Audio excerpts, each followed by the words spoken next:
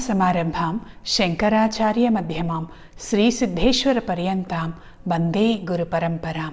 పరమ పూజ్యులు పరమహంస పరివ్రాజకాచార్యులు కుర్తాళ శ్రీ సిద్ధేశ్వరి పీఠాధిపతులు శ్రీశక్తిపీఠ వ్యవస్థాపక పరమాచార్యులు నడిచే దైవమైనటువంటి జగద్గురువులు శ్రీ శ్రీ శ్రీ సిద్ధేశ్వరానంద భారతి మహాస్వామి వారి పాదపద్మములకు ప్రణమిలుతూ ఆరక్తజిహ్వాం వికటోగ్రదంష్ట్రాం శూన్యాంబరాం సుందరభీషణాంగీం కరత్రిశూలాం గళముండమాలాం కాళీం కరాళీం సతతం భజామి. శ్రీశక్తిపీఠ మూలదేవత అనంత శక్తిస్వరూపిణి మహాకాలస్వరూపిణి అయినటువంటి శ్రీ మరకత శక్తికాళీదేవి పాదపద్మములకు ప్రణమిలుతూ దశమహావిద్యా దేవతలలో 6వ విద్యగా షష్ఠీసా శక్తిర్దశసు మహావిద్యాసు అయినటువంటి దేవతగా చిన్నమస్త గురించి చెబుతూ ఉన్నారు. ఈమెను వజ్ర వైరోచినీ దేవి అని కూడా అన్నారు.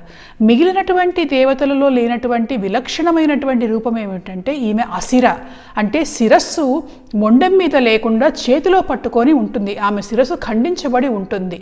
అంతేకాదు అందులో నుంచి రక్తధారలు ఎగిసిపడుతూ ఉంటాయి. ఆమె రూపాన్ని చూడండి ఎట్లా వర్ణిస్తున్నారో.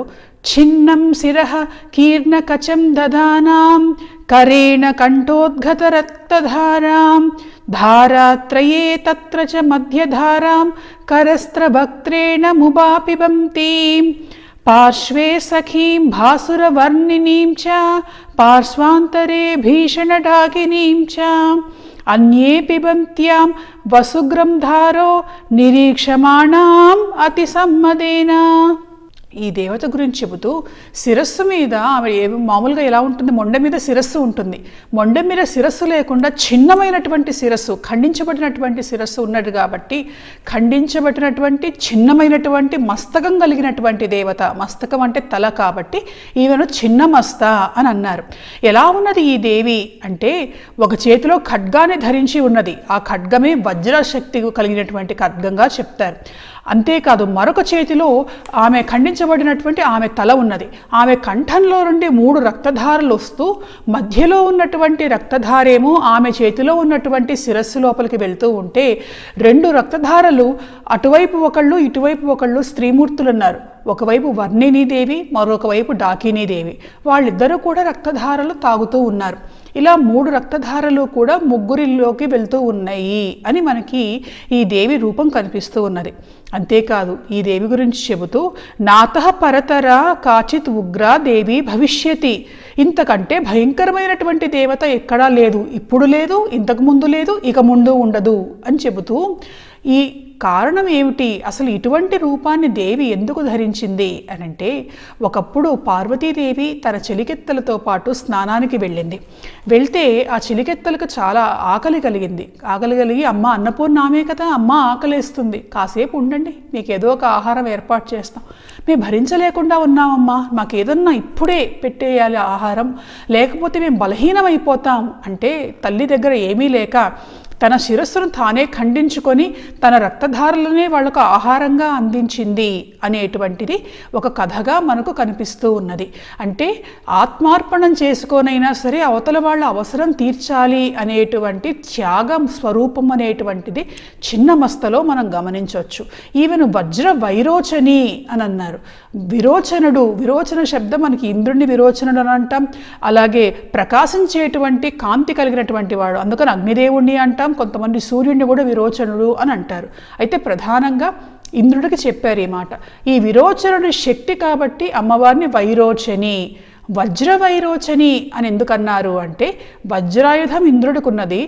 ఆ ఇంద్రుడి శక్తి వజ్రము ఇచ్చినటువంటి దేవతగా, ఇంద్రుడి శక్తికి కారణమైనటువంటి దేవతగా ఈ వజ్ర వైరోచనీ దేవి గురించి చెబుతూ ఉన్నారు. వజ్రశక్తి చాలా అద్భుతమైనటువంటిది. వకారం అనేటువంటిదేమో మనకు నీటిని సూచిస్తే, జకారం మృత్యుంజయత్వాన్ని, రకారమేమో అగ్నితత్వాన్ని కల్పిస్తుంది. మామూలుగా అగ్ని నీరు ఒక చోట ఉండటం అనేటువంటిది చాలా కష్టసాధ్యం. అగ్నిని నీరు ఆర్పేస్తుంది మామూలుగా మనం చూస్తే. కానీ ఈ వజ్ర శబ్దానికి ఉన్నటువంటి అద్భుతమైనటువంటి విశేషం ఏమిటంటే ఇక్కడ నీటితత్వం, అగ్నితత్వం, మృత్యుంజయత్వం 3 కలిసి ఉన్నటువంటి లక్షణం. కాబట్టి ఈ వజ్రశక్తి చాలా అపారమైనటువంటి శక్తి కలిగింది. మనకు వర్షములు కులిసేటప్పుడు పిడుగులు పడుతూ ఉంటాయి. విద్యుత్ శక్తిగా ఆ పిడుగు పడిన చోట మొదట దహించిపోతూ ఉంటుంది. దాంతోపాటుగా మెరుపులు మెరుస్తూ ఉంటాయి ఆకాశంలో. అటు నీళ్లు, ఇటు అగ్నిశక్తి. ఆ అగ్నిశక్తి ఏదైతే పిడుగులకు కారణంగా, అలాగే మెరుపులకు కారణంగా ఉన్నటువంటి విద్యుత్ కాంతిమయమైనటువంటి శక్తి ఏదైతే ఉన్నదో అదే వజ్రశక్తిగా చిన్నమస్తగా మనకి శాక్తేయులు చెబుతూ ఉన్నారు. సప్తమాతృకలలో కూడా ఈ దేవిని ఇంద్రాణిగా, ఇంద్రుడి యొక్క శక్తిగా మనకి వర్ణించటం కనిపిస్తూ ఉన్నది. అంతేకాదు ఈవెన్ ప్రచండ చండీ అన్నారు. చండీ అంటే చెడి కోపే అనేటువంటి ధాతువు గురించి చెబుతూ కోపించినటువంటి దేవత చండి. అంతకంటే కూడా ప్రచండమైనటువంటి శక్తితో కోపించినటువంటి దేవతగా, ప్రచండ శక్తిగా చిన్నమస్తను గురించి చెప్తారు. ఈ దేవిని బౌద్ధులు వజ్రవారాహిగా ఆరాధించారు. మామూలుగా చిన్నమస్త అంటే శిరస్సు తల మొండెం మీద లేకుండా చేతిలో పట్టుకున్నటువంటి దేవతగా చెప్తారు. వారాహి అంటే వరాహముఖం కలిగినటువంటి దేవత. బౌద్ధులు ఈమెను మామూలుగానే మనిషి ముఖం కలిగి ఆ శిరస్సు మీద ధరించినటువంటి కిరీటంలో వరాహ చిహ్నాలు ఉన్నటువంటి వజ్రవారాహి దేవతగా పూజించటం అనేటువంటి విషయం కూడా మనకు కనిపిస్తూ ఉన్నది. ఈమె వజ్రశక్తిని ఇస్తుంది శరీరానికి, అంటే దేహదారుఢ్యాన్ని ఇస్తుంది. వర్చస్సు అంటే కాంతిని ఇస్తుంది. తేజస్వంతమైనటువంటి శక్తిని ఇస్తుంది. ఈ దేవిని గనక ఆరాధిస్తే ఈ దేవికి ప్రధానమైనటువంటి మూల బీజం హూంకారం. ధేను బీజము, కూర్చరి బీజము అని అన్నారు, క్రోధ బీజము అని అన్నారు. ఈ ధేనువు అని ఎందుకన్నారంటే కామధేనువులాగా కోరినటువంటి కోరికలన్నిటి కూడాను ఇచ్చేటువంటి దేవీ బీజం కాబట్టి ధేను బీజము అని అన్నారు. చీపురులాగా ఉన్నటువంటి పాపాలన్నిటినీ కూడాను తొలగించేస్తుంది కాబట్టి కూర్చరి బీజము అన్నారు.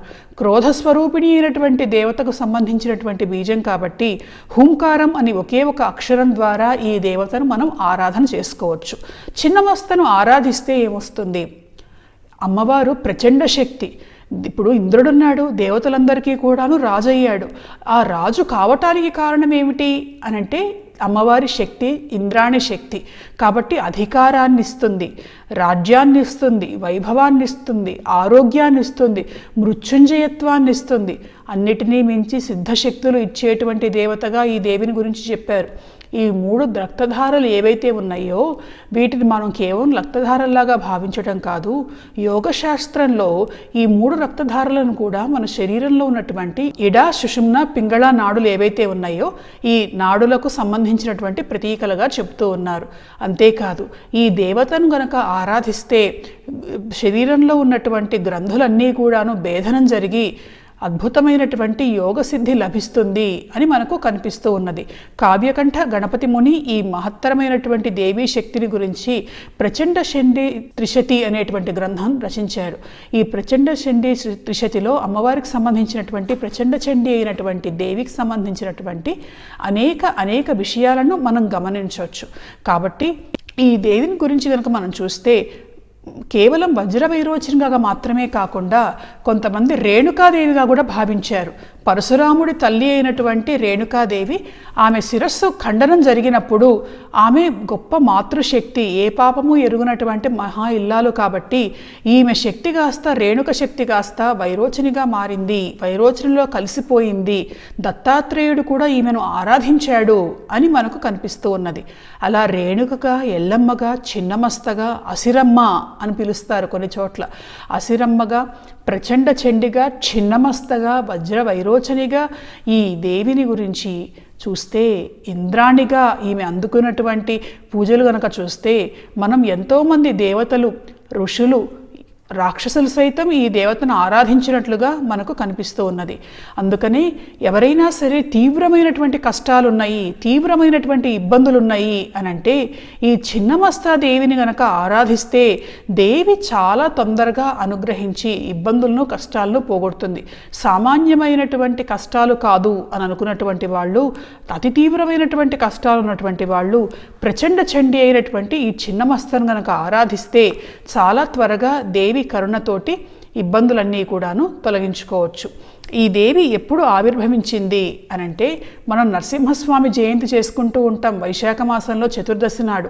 అదే రోజు పరమేశ్వరి అయినటువంటి చిన్నమస్త కూడా దశమహావిద్యలలో ఒక రూపంగా అవతరించినట్లుగా మనకి అమ్మవారికి సంబంధించినటువంటి కథల్లో కనిపిస్తూ ఉన్నాయి. ఎరుపు రంగు జపమాలతో దేవిని ఆరాధించాలి. ఎందుకంటే ఆమె శరీరవర్ణం కూడా అర్క సహస్రభాసాం అన్నట్లుగా మనకు చెప్పబడటం జరిగింది. కాబట్టి దశమహావిద్యలలో చిన్నమస్తాదేవిని ఆరాధించి దేవి అనుగ్రహం తొందరగా పొందవచ్చు. స్వస్తి.